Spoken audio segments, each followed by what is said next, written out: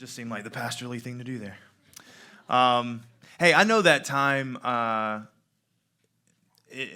tried to. We've done this since the very beginning. I mean, even when we were still meeting in the house, and I try to think about okay, we've got some elders down here, some leaders, and we've got some people coming and receiving prayer, and sometimes it's one person, and sometimes it's 10 people, and I try to think about that time from the perspective of those who are not coming down. And I know it might feel a little awkward, but this is what the gathering of the saints is for. Like having these times of just dedicated, intimate prayer. If you can't do that here, then where can we do it, And so I know it could be a little awkward if you're sitting out there and you're just kind of watching and you feel like you're not participating. And so that's why we try to give some other alternatives during that time. You can participate in communion at your seat. You can pray with one another. If you came with somebody today, you could you could just sit and maybe just enjoy a few moments of solitude, even just quiet and stillness before the Lord, because I don't know if your life is anything like mine, that those are rare sometimes. You have to sort of create those moments because they don't come supernaturally. And so thank you for those who come and receive prayer. Thank you for those who sit and pray. We just love having that. One of my favorite stories from way back whenever we were meeting in a house before we moved into a theater. I remember there was this one day where I just kind of felt, I guess, a tug, I suppose, from the Spirit of, somebody needs prayer. I didn't really know who it was, and I didn't know what it was about, but I just felt like somebody in the room needed prayer, and I remember we set a chair. I'm not sure if those of you who were there were a few in here that were there that day, but we just set a chair out in the middle, and we said, hey, if somebody needs prayer, here, this chair, and we're just gonna kind of lay hands and pray over you. And before I was even finished saying that phrase, somebody was already walking to the chair. I mean, I didn't even finish explaining what we were gonna do, and somebody sat down, and I was like, that's perfect. There was somebody who needed prayer that day, and so we prayed over that person, and then they got up, and I was kind of getting ready to move on to the next thing, but somebody else got up and came and sat in the chair. And again, I don't know if those of you remember if you were there that day, but we literally spent the next 45 plus minutes. I mean, the rest of the time, the whole, it was in a house, so it wasn't like a service, but the whole time that day, just people coming one after another to sit down and receive prayer from the body. And it was just such a beautiful, beautiful moment. And just one of those things where, we had a plan, but God had other plans. And so we're going with God's plan because his plan is way better than ours. And so anyway, if there's a Sunday where we have elder-led prayer and the tap is open and people keep coming, we're just going to keep praying. And we're just going to allow the Spirit to move in those ways. But we are going to transition to the Word. So worship, prayer, and the Word, those are the cornerstones of this church. We believe that that's what God's created us for. And so we're going to open up the Word together. We're in the 7th week of our series. If you're just joining us, we're walking through the book of Ecclesiastes together, verse by verse, idea by idea.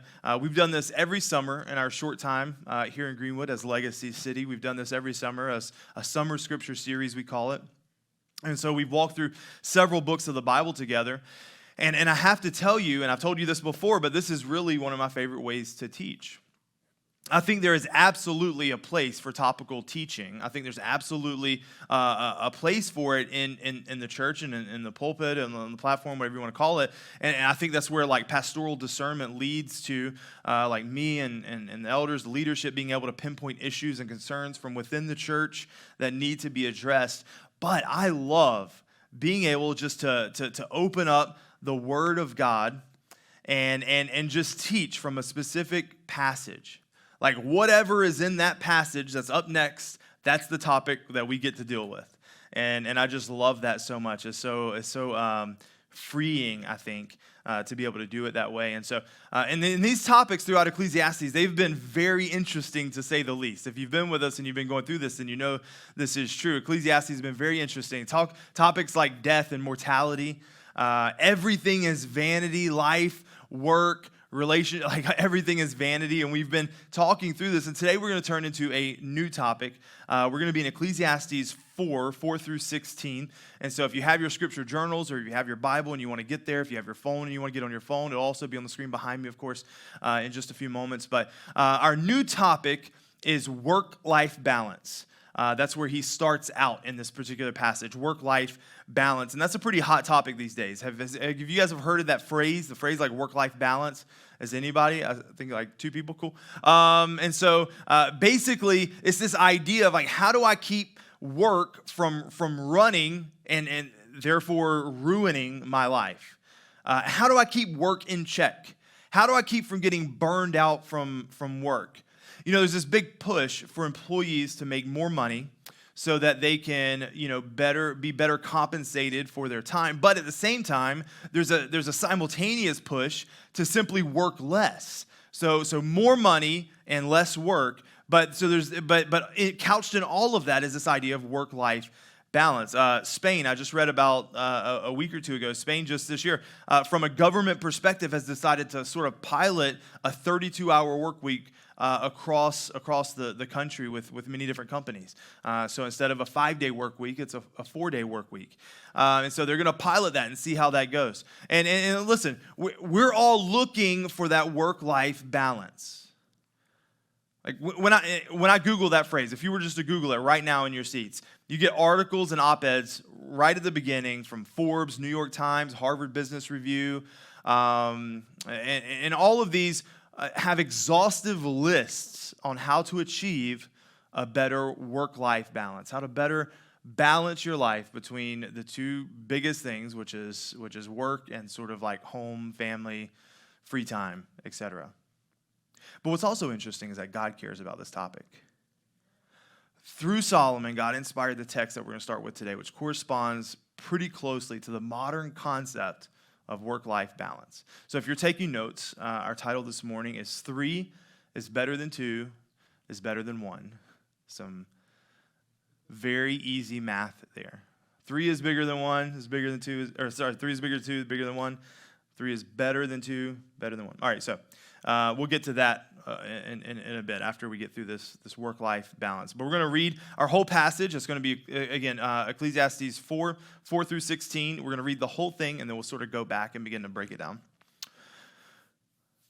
Starting in verse 4, and then I saw that all toil and all skill in work come from a man's envy of his neighbor. This also is vanity and a striving after the wind. The fool holds his hands and eats his own flesh. Very interesting verse. Number 6, verse 6. Better is a handful of quietness than 2 hands full of toil and a striving after wind. Again, I saw vanity under the sun. One person who has no other, either son or brother, yet there is no end to his toil, and his eyes are never satisfied with riches, so he never asks, for whom am I toiling and depriving myself of pleasure? This also is vanity and an unhappy business. Verse 9, 2 are better than 1 because they have a good reward for their toil. For if they fall, one will lift up his fellow, but woe to him who is alone when he falls and has not another to lift him up. Again, if 2 lie together, they keep warm, but how can one keep warm alone? And though a man might prevail against one who is alone, 2 will withstand him. A 3-fold cord is not quickly broken. In verse 13, better was a poor and wise youth than an old and foolish king who no longer knew how to take advice. For he went from prison to the throne, though in his own kingdom he had been born poor. I saw all the living who move about under the sun, along with that youth who is to stand in the king's place. There was no end of all the people, all of whom he led. Yet those who come later will not rejoice in him. Surely this is also vanity and a striving after the wind. One more time, can we pray? God, we just again come to you, and we just ask that you would speak through this word. Lord, that you would just take my words and my intentions out of this, and Holy Spirit, make them your own. That you would just speak to us in a way that we can clearly discern and understand and go away today changed with a specific purpose in mind. We love you so much. It's in Jesus' name. Amen. All right. So the question today is how to keep work from running or ruining your life. That's our question today. And for you note takers out there, you'll be pleased to know that I actually have a few points for you. I've actually kind of like put these into point format. I know we haven't done that in a few weeks, and so those of you who like to take notes and like to see things on the screen, you've probably been a little disoriented. But today we've got points, 3 points to be exact, in classic church fashion. And so we've got 3 points, and we've even got some sub points underneath. So it's going to get real. We're going to get real outliney here. It's going to be great. And so I hope you're ready for that. We've got some points. Point number 1: how do we keep work from running or ruining our lives? How do we do that? Point number 1, check your motivation. Check your motivation. There are 2 wise motivations and 2 foolish motivations that we see in verses 4 through 9. And so we're going to walk through this. Let's start with the foolish motivations. Foolish motivation number 1, jealousy.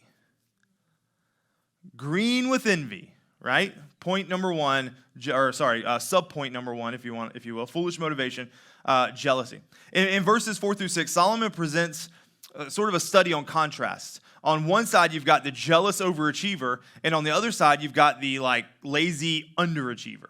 He kind of puts those two against each other in these next verses. So let's first start with the jealous overachiever in verse 4. I saw that all toil and all skill in work come from a man's envy of his neighbor. This is also vanity and a striving after the wind, is what the scripture says.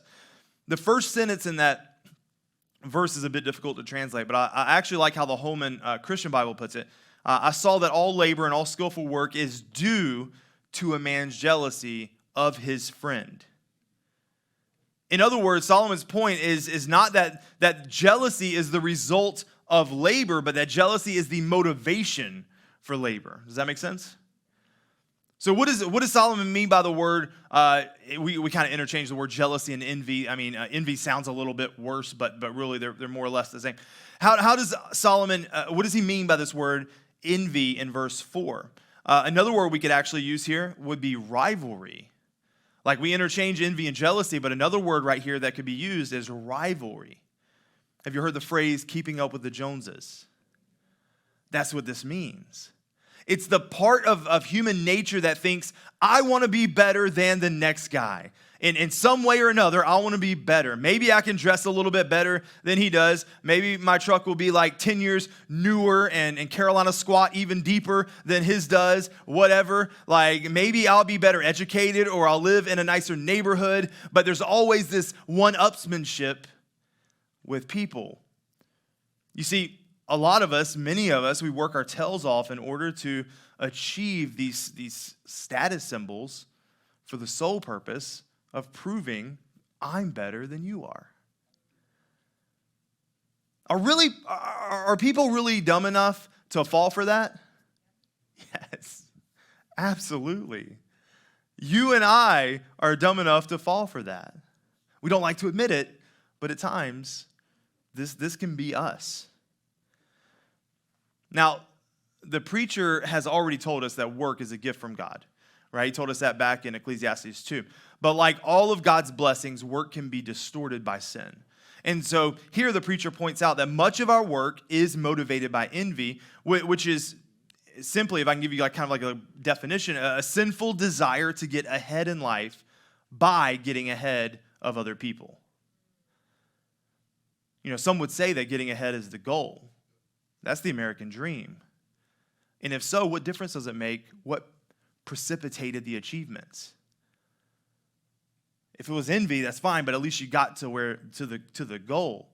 And if that's your line of thinking, then congratulations, you're a true capitalist at heart. But Ecclesiastes is telling us to beware of our selfish hearts. Don't allow the selfish heart to take over. Don't allow jealousy and envy to motivate us. If you do, you're a fool, is what he's saying. This is a foolish endeavor. Of course, our envy is not the only thing that motivates us to work. And if we took this verse by itself, just verse 4, it would sound like a gross exaggeration. But we all know that this is true. One of the reasons why we sometimes work so hard is to be able to get what our neighbors, our friends, our acquaintances have. This is why some people shortchange the government on their taxes or cheat their customers or rack up debt on credit cards. It's because we envy.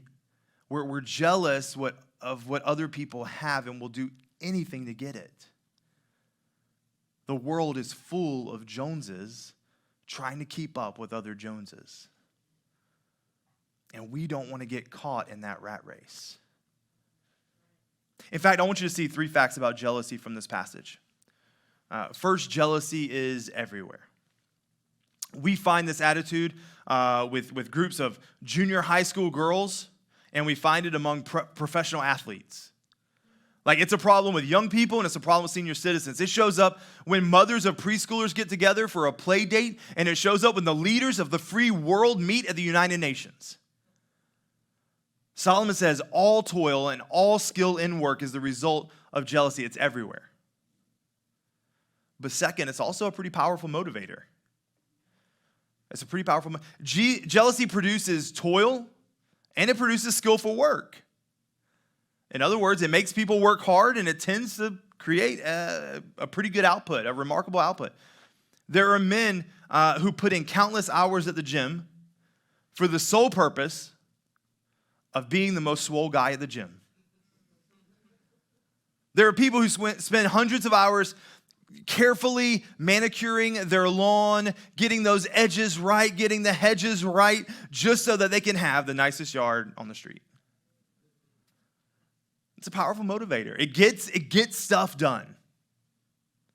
But the third fact about jealousy that we see in this passage is that it's also an unhealthy motivator. It's everywhere. It's a powerful motivator, but it's also an unhealthy motivator. Solomon calls hard work motivated by jealousy. He calls it vanity and a striving after wind, something that we've heard a lot over these last 7 weeks. This is what he says in verse 6, though. Better is a handful of quietness than 2 handsful of toil and a striving after wind. All right, Mr. Jealous Man, you've achieved your 2 handfuls. Congratulations. Good for you. You've got a lot of stuff. But what does all that stuff boil down to? In the end, it's just vanity and grasping after wind. So congratulations. You earned your 2 handfuls of vanity. That guy over here, he earned 1 handful of vanity, but you earned 2, so you get the gold star. You see, church, if your work is motivated by a spirit of jealous rivalry, then honestly, you can kiss happiness goodbye, because keeping up with the Joneses will never satisfy you. Why is jealousy an empty motivation? Why will keeping up with the Joneses never satisfy you? Well, right off the top of my head, I would say this, because there will always be somebody who is better than you in one way or another. And even in the absolute most minuscule and rarest of situations that's not the case, someone will claim that it is, so you're still not going to be satisfied. Also, there are just so many areas for potential competition that keeping score is impossible. Like he's more respected in the community, but my kids are better behaved. Her house is decorated nicer, but I go on fancier vacations. He's got more followers on Instagram, but I have more Facebook friends. You see, apart from God, there's simply no way for us to measure who's really the best. And so it's a really futile thing to even try to do. And furthermore, keeping up with the Joneses doesn't leave room for the most important things in your life. While you're pursuing your career, your dreams, whatever, who's watching your kids grow up? Who's taking your wife on dates? Who's telling your neighbor about Jesus? Who's serving on a Sunday serve team? Do you see how much we sacrifice on the altar of our jealousy? Keeping up with the Joneses can never satisfy. Only Jesus satisfies. So foolish motivation number 1 is jealousy. Wise motivation number 1 is necessity. We might say it this way. Don't live to work, work to live. Verse number 5, the fool folds his hands and eats his own flesh. So the opposite of the man who worked too much was the man who refused to work at all. Basically, the fool looks at this whole rat race that's happening as a result of jealousy and says, I don't want any part of it. And so he goes the opposite way, the complete opposite way, to the extreme. He folds his hands and he refuses to work. Is this a good response? No. In fact, this is just as much of a problem as jealous ambition. The person who refuses to work has nothing to eat. So metaphorically, he ends up eating himself. In other words, his laziness destroys him. Do you know somebody like this? Drags his feet about everything. Got all these excuses for how now is not the good time to work or look for a job, or maybe he can't decide which career to pursue, so he doesn't do anything. Or maybe his laziness has to do with something other than his career, like eating right or exercising or all the things that we have in life. Little by little, he's destroying himself.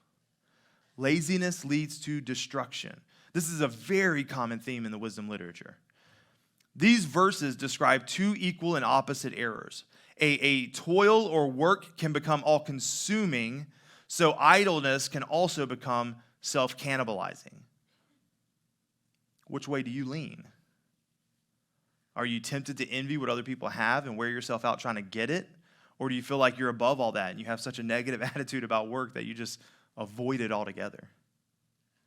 I think all of us probably trend toward one of the two extremes. Sometimes we might even switch back and forth depending on the situation. For instance, in some situations, I can be prone to jealous rivalry.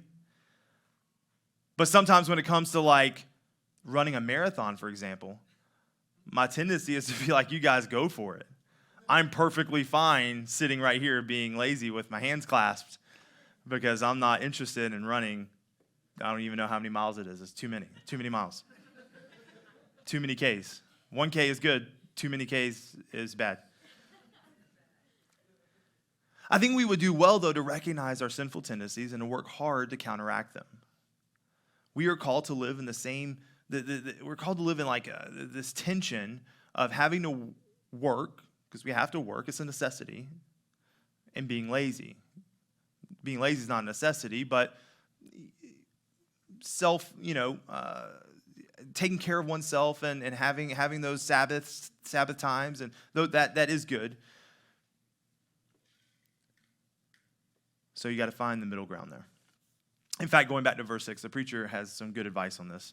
Better is a handful of quietness than two hands full of toil and striving after wind. We read that verse a moment ago. This is like kind of a beautiful comparison, though. It's a double contrast. Quietness is contrasted with toil and striving. A good synonym for quietness here is actually contentment. The quiet person in this passage are peaceful and composed, rather than striving after more and more. And this person, the quiet person, they're satisfied already. The contrast is mirrored with the two hands full and the single handful, right? That's the double contrast. It gives us that as well. The person with two hands full is a two-fisted consumer, always grabbing as much as they can, always grasping for more, but sometimes less is more. And the quiet person has found the right balance. His hands are not folded like the fool. He's working hard to have a decent handful of what he needs in life. But that is enough for him. He doesn't keep demanding more from God. So, wise motivation is necessity. Foolish motivation number 2, greed. So we've got envy, we've got greed. Verse 7, again, I saw vanity under the sun. One person who has no other, either son or brother, yet there is no end to his toil. His eyes are never satisfied with riches, so he never asks, for whom am I toiling and depriving myself of pleasure? This also is vanity and an unhappy business. The guy Solomon describes in verses 7 and 8 is almost, I imagine, mindlessly enslaved to work. Like he's the first one in the office in the morning and the last one to leave at night. He is a workaholic. He is constantly on business trips. But the million-dollar question here is why?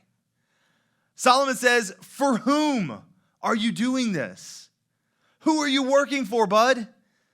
You've got no wife. You've got no kids. You never hang out with family or friends. You don't have time for that because you're always working. But if you don't have anyone with whom to share your riches, then what's the point of even having it in the first place? You see, this man makes a massive strategic mistake. He assumes that money is more valuable than people. And that's a critical error, church.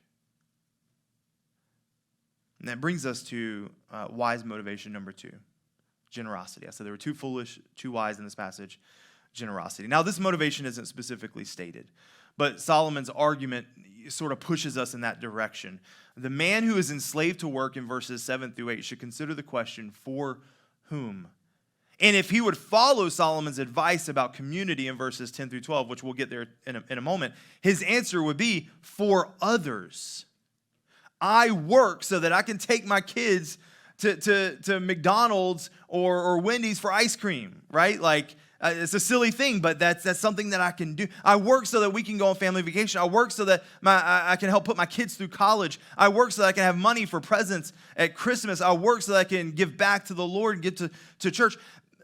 There are reasons to do this. In fact, we're called to give with purpose. That's one of our core values. Not just give money, but everything. Give with purpose.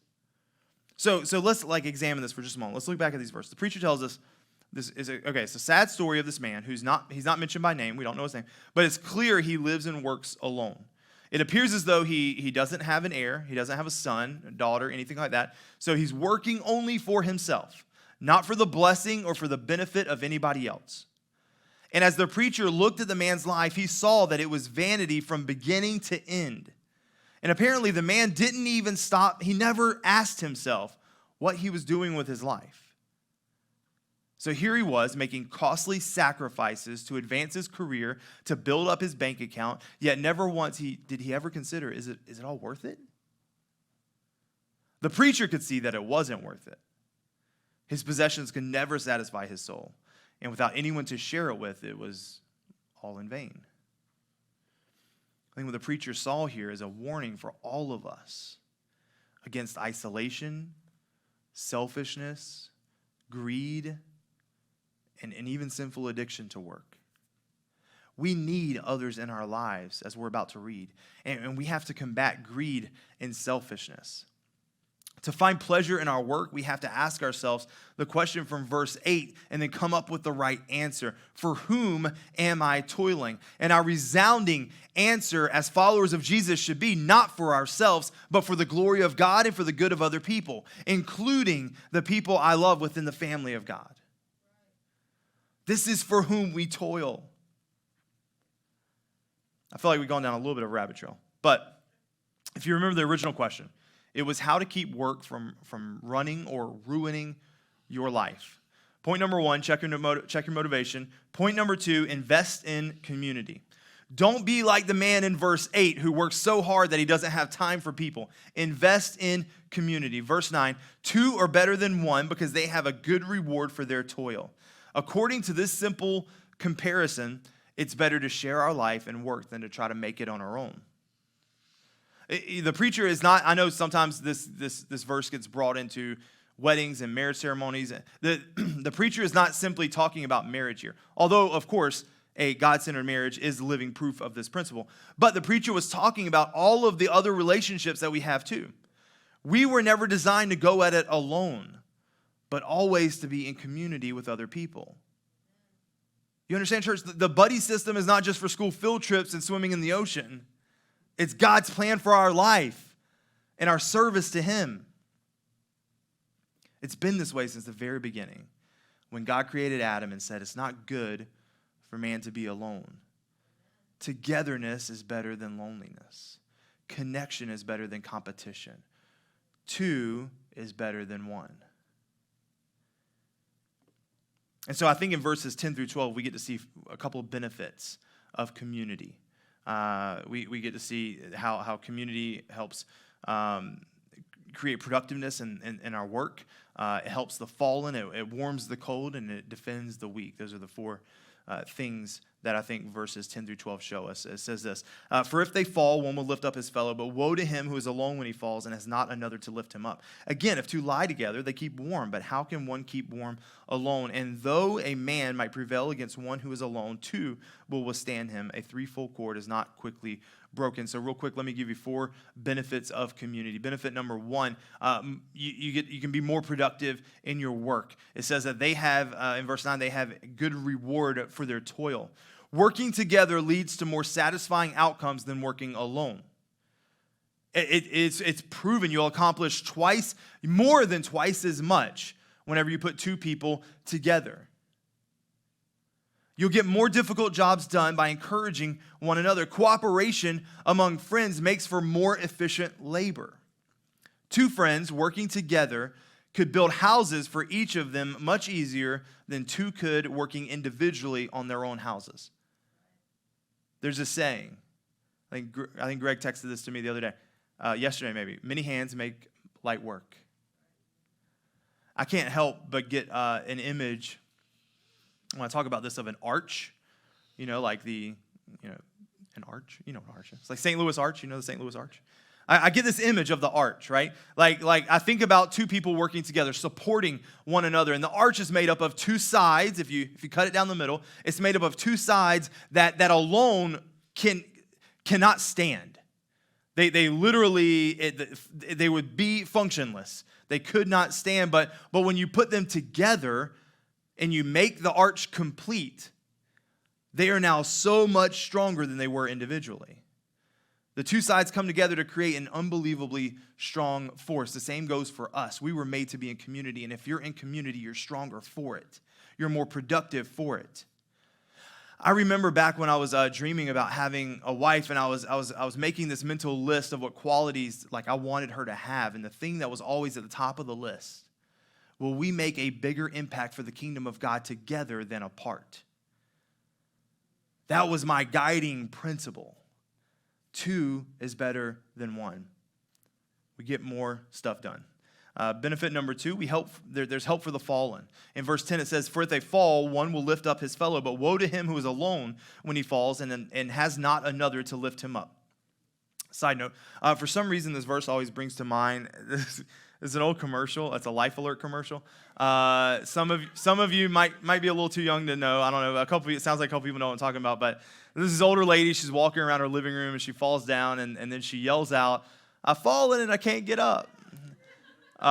It's really terrible. I thought that was so hilarious for some reason as a kid. The phrase, not the lady falling, that's sad, but the phrase was really funny. And for some reason, this verse always, this image comes into my mind, though, of this lady. I've fallen and I can't get up. And if you don't have anybody there, you can't get up. And that's the point of Life Alert, is, hey, we'll call somebody and they'll come help you up. Really, though, there is a practical purpose for this verse. Roads and paths in Palestine weren't paved or even leveled, for that matter. So people could run into hidden rocks on the path. They could fall into even open pits. It was a dangerous thing to walk around in this particular time. And so you need somebody to lift you up or help you out. Friends can assist one another when trouble strikes. And here's the real truth, church. In the journey of life, we will all fall at times. We may fall financially, physically, spiritually, but mark it down, all of us will fall. Falling can represent any kind of trouble. Trouble in the form of mistakes, sin, danger, temptation. Trouble in the form of illness or injury. Emotional trauma, such as the loss of a loved one, the loss of an employee, the loss of a job, or any of the other countless ordeals that overwhelms people. When we spiritually stumble, how nice is it to have a close friend to help pull us up and to help us walk straight again? This is what we hope people will be for each other in this church, in missional communities and fight clubs, to pull each other up whenever we fall. It is absurd for us to say, I'm such a good runner, I will never trip. That's a foolish thing to say. So the wise person, remember, this is wisdom literature. The wise person prepares ahead of time by surrounding themselves with people who can help him up. Benefit number 3, warmth for the cold. Again, if two lie together, they keep warm. But how can one keep warm alone, is what verse 11 says. Some people have taken this as meant to describe the husband-wife relationship, but I don't think that's necessary. Just think of two travelers on a journey in the wilderness. When it gets cold at night, it's nice to have two people in the tent. Keeping warm together alludes to the fact that desert nights were often very cold, and travelers had nothing but each other to keep them warm. Metaphorically, The body warmth which friends give to each other represents the solace and encouragement one gets from a friend, particularly from a friend who shares the same hardships. And his point is that in life there will be sad times, there will be difficult times, there will be uncomfortable times. But living in community can help to lessen those discomforts. Community helps keep us warm. Community helps to mitigate some of the vanity associated with life in this fallen world. That's a big deal. I don't know why this image just popped in my head of, this is another old movie, or Forrest Gump. Maybe some of you have seen. I picture, Forrest and Bubba, sitting back to back in Vietnam, like, we'll keep each other warm, like you lean on me, I'll lean on you, kind of a thing. Like this is, maybe we'll have to do that for at the movies. This is biblical. This is lining in here. Okay. Benefit number 4, a defense for the weak. Verse 12, and though a man might prevail against one who is alone, two will withstand him. A threefold cord is not quickly broken. This was also needed in traveling. While one person might be overcome, two people can withstand an attack. And a group of three is stronger still. So 3 is better than 2, is better than 1. There is safety in numbers, church. 2 people are more than twice as hard to defeat as 1 person. Therefore, sometimes all it takes to protect us is 1 person, one other person that has our back. A comrade in arms, if you will. This is where the idea of fight clubs came from. Fighting for one another. Okay, I got another movie reference. This reminds me of another movie you might be familiar with. Not quite as old as Forrest Gump or the Life Alert commercials, but I think circa 2005, Batman Begins. Does that ring any bells with anybody? I don't know.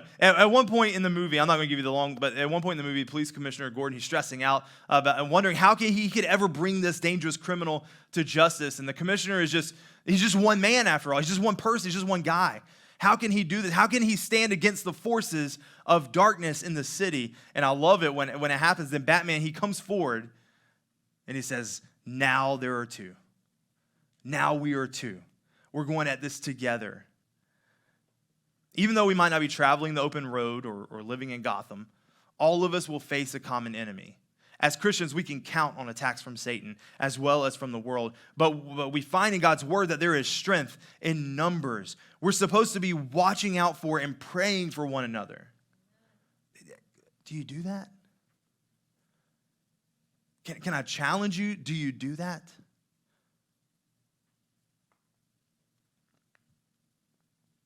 I just want to take, if we can, I know we're kind of getting short on time. I want to take a minute to talk about the different types of community that we can be a part of. First, you got your family, of course. Parents, you need to invest like crazy into your kids. Don't just take them to sports practice. Teach them God's word. As a parent, one of the greatest gifts you can give to your kids is your presence. Take time as a family just to be together. Husbands and wives, make time for each other. In most cases, if you're too busy to spend time together, then you're just too busy. This is a vital community that you need to be investing in, your family. Another crucial community that you should invest in is the church. We need to invest in the saints and the local church. We need to allow others to invest in us. Here's a fun fact. You can't invest in the church community if you're not here. And I realize I'm preaching to the choir because you're in here right now. You're here. You are, in fact, here today. But we need to prioritize the gathering of the saints. Can I give you a few communities that we have here? We have missional communities. These happen. We have 3 semesters throughout the year, missional communities, groups of people that come together. Sometimes it's to play a game. Like I think we play volleyball on Tuesday nights. There's another group that meets at my house on Wednesday nights. They're digging into the word. And I'm kind of a fly on the wall, and I sort of listen while they're not looking. And so I want to hear what's going on because I love it. It's so good. Missional communities are awesome, a great way for you to invest into the saints, invest into the people that God has brought around us. We have fight clubs. Fight clubs are huge. I can't remember. I was trying to get a count before I came up here. I think we have like 10 fight clubs right now, 9 or 10 fight clubs.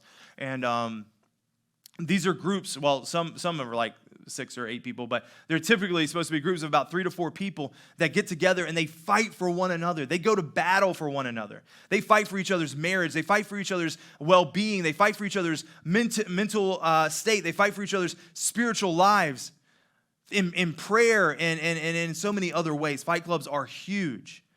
And then we have our serve teams here on Sunday mornings, another way to invest into the community. And I would just encourage you, if you're not investing into this community, then find a way to do it. You can find all these things on the website. I won't give you all the little links, and you'll just go to legacycity.church, and then you'll find it all. But ways to invest in the community. Finally, I can think of 2 other communities besides your home and your church to invest in. The first would be your extended family and your friends. You shouldn't prioritize this group, I think, above your home or your church, but these people are still worth taking time for. For me, that means just like simply calling or messaging my mom, my dad, my sister, and some old friends on a regular basis, like investing in that community. And then there's your local community. That includes your neighbors, people around you, your coworkers. Sadly, the importance of this community has been kind of diminished in our culture. However, it's still great to get to know your neighbors, especially for the sake of evangelism. So, I don't know, have a cookout or a block party, or attend barbecue festival's done, but attend a festival together. I don't know. Do something for the purpose of engaging lost people with the gospel. Can I give you one quick pro tip? Again, I know we're getting low on time. Can I give you one quick pro tip before moving on to the last point? A little effort goes a long way in investing in your community. Some people complain that no one befriends me. Like, I don't have any friends. Have you ever befriended others? A little effort goes a long way. If you give 100% effort into community, you'd be surprised what you get back out of it. In fact, when it comes to church, if you show up 10 minutes early and linger 10 minutes afterward, you will be surprised how much of an impact that 20 minutes will make as you try to connect with other people. So, how do we keep work from running or ruining our life? We check our motivation. We invest in community. Number 3, we don't let success get to our heads. And we'll be fast on this one, and then we'll sing, and then we'll go. Verse 13, better was a poor and wise youth than an old and foolish king who no longer knew how to take advice. For he went from prison to throne, though in his own kingdom he had been born poor. I saw all the living who move under the sun, along with the youth who was to stand in the king's place. There was no end of all the people, all of whom he led. So, yet those who came later will not rejoice in him. Surely this is also vanity and a striving after the wind. Sorry, I read that really fast. Work can ruin your life if you become proud about your successes. This happens over and over and over again in the Bible. 2 Chronicles 26:16 says, the godly king Uzziah, but when he was strong, he grew proud to his destruction. 1 Corinthians 10:12 says, therefore let anyone who thinks that he stands take heed lest he fall. In this passage, I think we find 2 quick pitfalls of pride. The first is refusing to take advice. Verse 13 is a proverb that introduces a parable. How about that? Verse 13, better was a poor wise youth than an old and foolish king who no longer knew how to take advice. The old king is foolish because he will not listen to wise counsel. Because he's old and experienced, he thinks he knows it all. I know none of you know anyone like that, right? But the king is about to be disappointed because a young upstart rises to take his place. This young man overcomes 2 huge disadvantages. First, he's born poor. Second, he ends up in prison. And yet, like Joseph, he comes out of prison. And even better than Joseph, he actually becomes king. All the living who walk under the sun are with him. And he's wildly popular. There was no end of all the people, all of whom he led. His kingdom is huge and vast. And yet, what happens to this youth? Yet those who come later will not rejoice in him. The next generation doesn't think he's very cool. His popularity is short-lived. Solomon says, surely this also is vanity and striving after the wind. I think the second pitfall of pride is forgetting your place. It's so very tempting for the guy at the top to assume that he'll stay there forever, but that is just not the case. Popularity is fickle, and each one of us has an expiration date.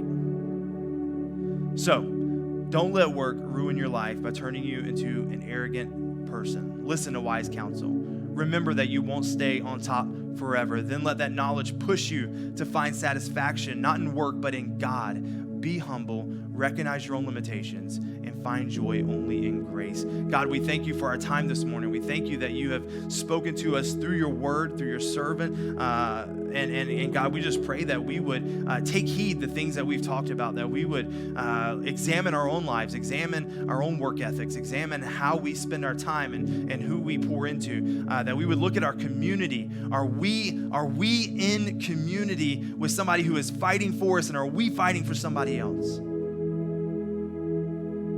God, I pray that you would move us to action after the words that we've heard and read today. We love you so much. It's in Jesus' name. Amen.